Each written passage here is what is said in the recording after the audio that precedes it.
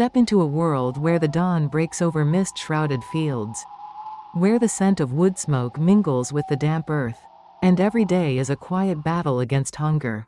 This is the world of the medieval peasant.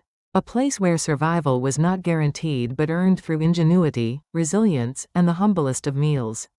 I'm not here to bore you with dry history lessons or dusty manuscripts.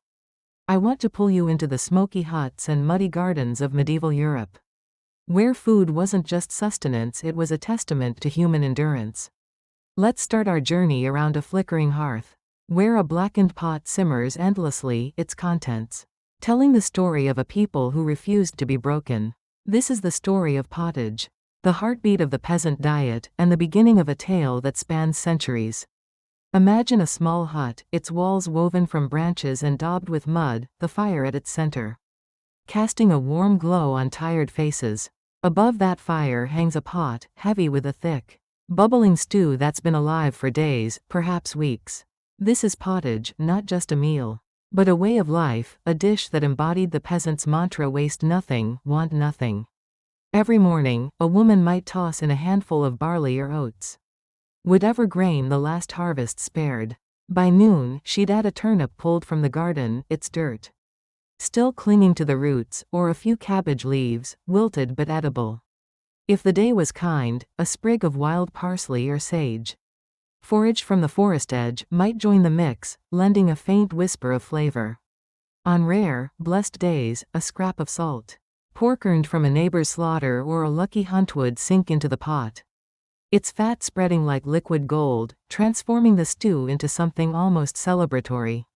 This wasn't a dish you made once and ate. It was a living thing, evolving with each addition, each spoonful taken, each new ingredient thrown in as the old ones dwindled. Pottage was the ultimate act of making do.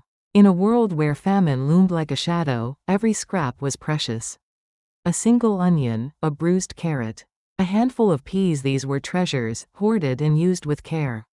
Archaeologists digging through medieval village sites have found pottery shards and traces of grains and roots, evidence that some families kept their pottage simmering for weeks, especially in the lean winter months when fresh food was a memory. I've read records from a 14th century English manor describing a pottage pot that sustained a family for a month, fed only by oats and dried turnip greens. Historians estimate peasants ate 2 to 3 pints of it daily, a staggering amount when you consider it was often their only source of calories. It wasn't a meal you'd post on social media, but it was the fuel of the feudal system, keeping laborers strong enough to plow fields, build churches, and endure endless winters. The beauty of pottage was its adaptability. You didn't need a recipe or a well-stocked pantry. A fire, a pot, and anything edible was enough.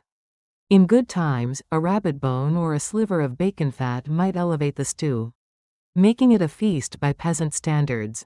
I can picture a family gathered around the hearth, the firelight dancing on their faces, passing a wooden spoon from hand to hand, savoring the warmth and the rare richness of a meal that felt like enough. In lean times, when famine tightened its grip, pottage became simpler, reduced to grains and roots, maybe a few wild greens foraged from the forest. Yet even then, it was a lifeline. A village record from 13th century England tells of neighbors pooling their scraps, a handful of barley, a wilted leek, a pinch of salto, create a communal pottage that kept them alive through a brutal spring. This was more than food, it was community, a stubborn refusal to let scarcity win. The pot was a canvas for small joys, too. A garlic clove saved from last season, a sprig of thyme plucked from a rocky hillside. These were luxuries, added with reverence to make the endless stew taste like something more than necessity. On feast days, perhaps at Christmas or after a harvest, the pottage might become a celebration, enriched with a rare piece of meat or a drizzle of fat. It was a dish that reflected the peasant's life, practical, resilient, and quietly hopeful. As the fire burned low and the pot bubbled on, another staple waited nearby, ready to take its place at the center of the meal. Picture a loaf, heavy as a stone, its crust darkened by time and its interior flecked with the odds and ends of a hardscrabble life.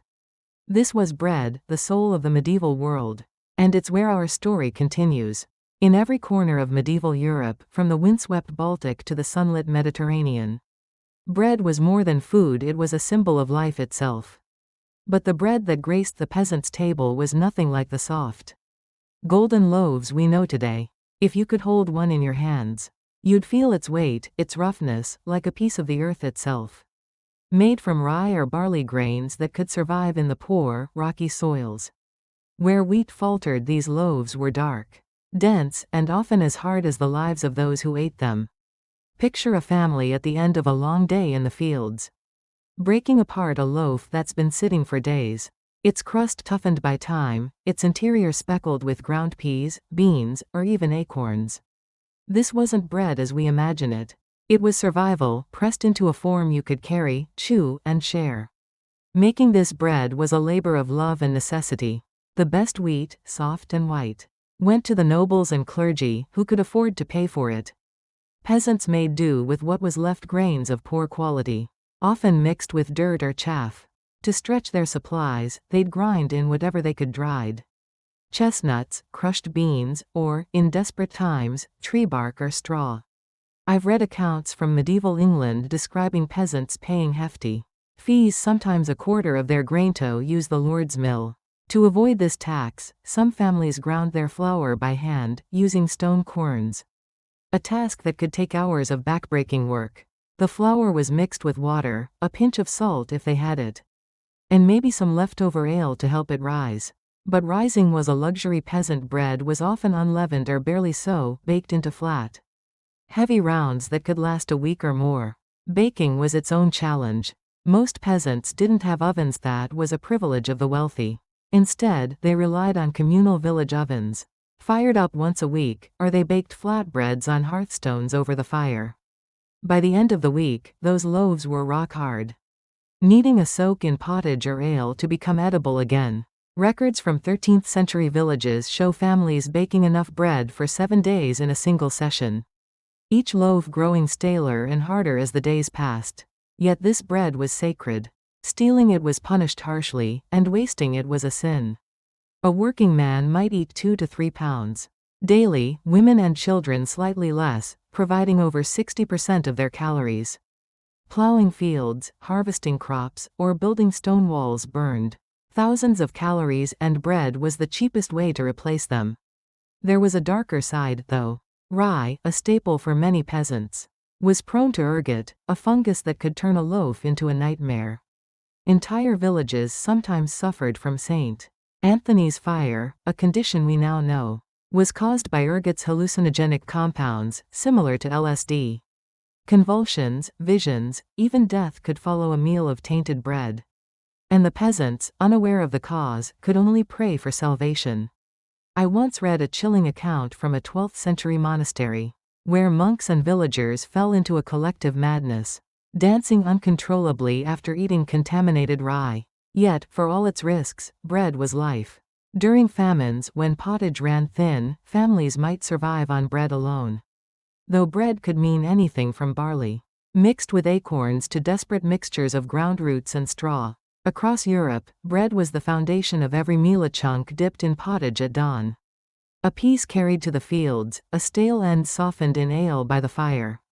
It was a ritual, a connection to the land and to each other, leading us naturally to the foods that stepped in when even bread became scarce. The last defenses against hunger. When the grain stores dwindled and the pottage pot grew thin, peasants turned to foods that required almost nothing to make yet could keep starvation at bay. Imagine a pot of water, cloudy with a handful of oats or barley scraps, boiled until it forms a thin, watery sludge. This was gruel, a dish so simple it barely qualifies as food, yet so vital it could mean the difference between life and death. You'd take whatever grain was left, oats, barley, maybe a few crushed peas, add it to water, and boil it until it became something you could swallow. If you were lucky, a pinch of salt might make it bearable. But most days, it was just grain and water, a substance so thin it barely clung to the spoon. Medieval records tell us that during famines, monasteries stretched a single cup of oats into gruel for 10 people, less than 2 tablespoons per person.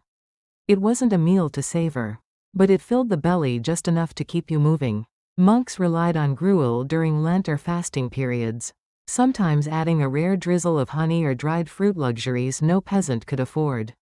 For the sick or elderly, gruel was a lifeline. Soft enough for those too weak to chew bread, prescribed by healers for ailments from fever to toothache. Gruel was a mirror of scarcity.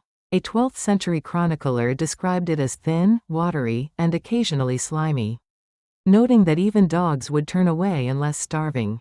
Court records from England mention children dying of malnutrition despite being fed gruel daily. A grim reminder of its limits. It could fill you, but it couldn't nourish you, not really. Yet it was a testament to the peasant's resourcefulness, stretching the smallest scraps into something that could keep a family alive. Alongside gruel, another crop thrived where others failed: the turnip.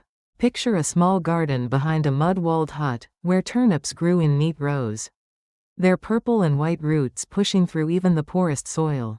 A single seed could yield up to 15 pounds of food, and a family of 4 could survive a winter on 200 pounds, grown in a plot smaller than a modern parking space. You'd chop them, boil them, maybe add a pinch of salt. And that was a meal that asked nothing but gave everything. Turnips were a strategy, stored in cool cellars or straw-lined pits to last from harvest to spring.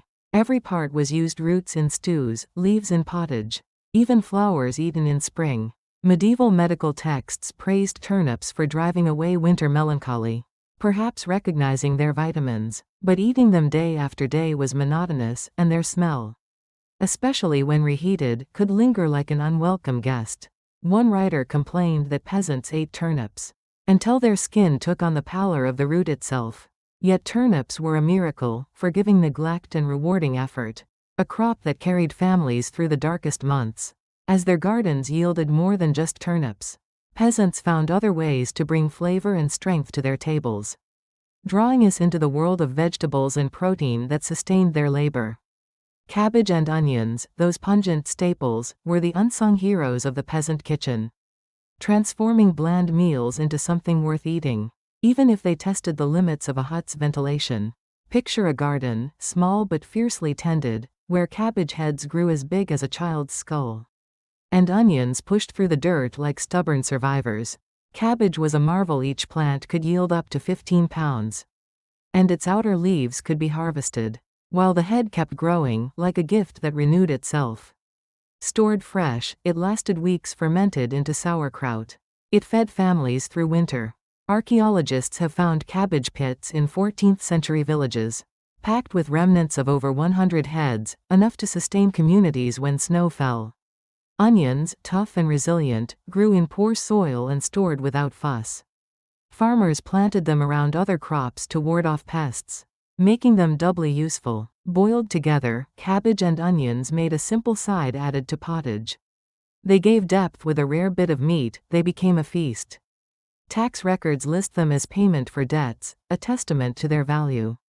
Though their gas-inducing effects were notorious, monasteries banned cabbage on days when guests visited. These vegetables couldn't provide the protein needed for grueling labor, so peasants turned to peas and beans, the quiet powerhouses of their diet. Dried peas, with 25% protein by weight, were invaluable during meatless winters. A small patch could yield 60 pounds, enough for lean months. Easy to grow, they enriched tired fields, and peasants planted them between other crops to maximize land. Soaked, boiled, and mashed with salt or herbs, they kept workers going through 12-hour days. In famines, like 1315, villages survived on pea mash and small beer. Monasteries stocked thousands of pounds of legumes, vital for meatless days under church rules. Then there was offal bits nobles didn't want. A pig's head was a treasure.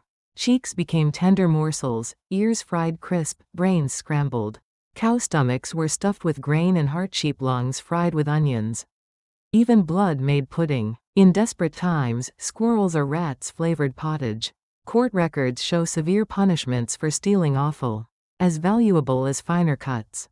Preservation was quick smoking, salting, or immediate cooking since organs spoiled fast. This waste-nothing ethos stretched tiny amounts of meat to feed many, leading us to the drinks and wild foods that completed the peasant diet. To wash down their meals, peasants turned to ale. Cider and mead, drinks that were as much about survival as sustenance. Water was often unsafe, so ale 1 to 3%. Alcohol was the daily drink, safe thanks to boiling and fermentation. Everyone drank it, from children at breakfast to laborers, downing a gallon during harvest. Brewing was women's work, done weekly with malted grain, water, and herbs. Ale spoiled quickly, so it was local, a constant chore alongside bread making. Ale and bread shared yeast and grain. Leftover ale could start a loaf, bread scraps. A new batch of ale. Workers were paid in ale builders, bell ringers, even rat catchers got jugs. Cider and mead brought rare sweetness. Apple trees, thriving on hillsides, produced fruit for decades. Crushed and fermented, apples became cider. 4 to 8% alcohol, with weaker versions for daily drinking and stronger ones for festivals. Mead, from honey and water, was rarer, as honey was precious. A beehive yielded 15 to 20 pounds yearly, enough for a few gallons of mead. And some to sweeten porridge or heal wounds. Honey was a treasure, gathered from wild. Hives at the risk of stings are tended in straw scaps. Wild berries, strawberries, blackberries offered seasonal sweetness. Picked by children in communal outings. Chestnuts and acorns, gathered from forests, were lifelines.